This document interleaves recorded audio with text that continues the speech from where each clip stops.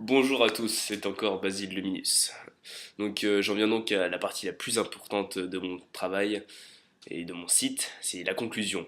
Vous pouvez bien sûr être d'accord ou pas avec moi, on peut en parler, mais prenez s'il vous plaît le temps de lire ce que je pense du subliminal. Alors tout d'abord, il faut préciser que le subliminal commercial, même s'il est supposé comme pouvant être plus efficace que les publicités normales, eh bien ce subliminal-là, il reste une publicité. Donc de ce point de vue-là, eh bien nous serions moins maîtres de nos choix avec le subliminal comme nous le serions moins avec une publicité normale. Pour ce qui en est de l'aspect politique, il est vrai que le subliminal n'est pas toujours facile à détecter et donc il se peut qu'il y ait des personnes comme moi par exemple, on a plein d'autres exemples, s'y aventurent. Mais peut-être qu'il y a plein d'autres messages dans le monde qui n'ont jamais été détectés. Alors personne n'est au courant de la plupart des messages. Donc c'est pour ça que j'en viens à la conclusion suivante. Vu que nous ne serons jamais sûrs de la présence du subliminal dans notre environnement, nous ne pourrons jamais affirmer que nous soyons constamment maîtres de nos choix. Et bon, après, il existe forcément des exceptions. J'en donne une rapidement. Je vais prendre mon cas. Donc je suis le créateur des messages subliminaux, enfin de certains messages subliminaux. Et donc imaginons que je vois mes messages subliminaux et que certaines de mes décisions soient influencées par ces messages.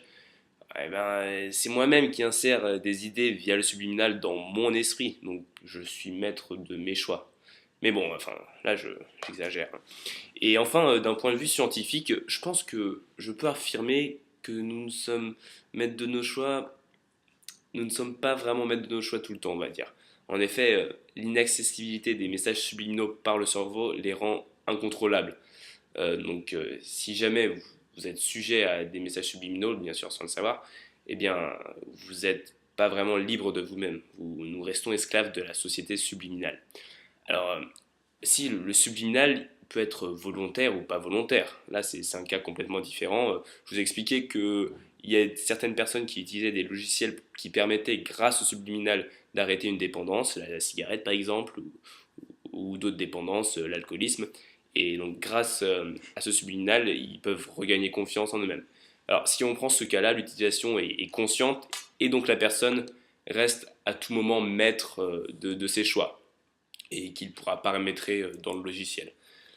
Et donc, si l'on revient au cas précédent, en fait, où l'utilisation du subliminal est inconsciente et où le subliminal est fait pour contrôler et pas nécessairement pour piéger, je tiens à vous rappeler aussi que lorsque j'ai incorporé mes messages, moi je ne le faisais pas pour piéger. Oui, je le faisais pour contrôler, mais mes intentions étaient d'être élu pour faire du monde un endroit meilleur. Je pense que si tout le monde était d'accord, eh bien, il n'y aurait pas de conflit. Grâce à mes publicités subliminales, tous les habitants de Subliminal Town seraient d'accord avec moi et je pourrais réaliser mes projets, des projets bien sûr qui bénéficieraient à la communauté, hein. Ces projets, je pourrais les réaliser sans avoir à passer par des années de discussion qui ralentiraient cette poursuite du bonheur.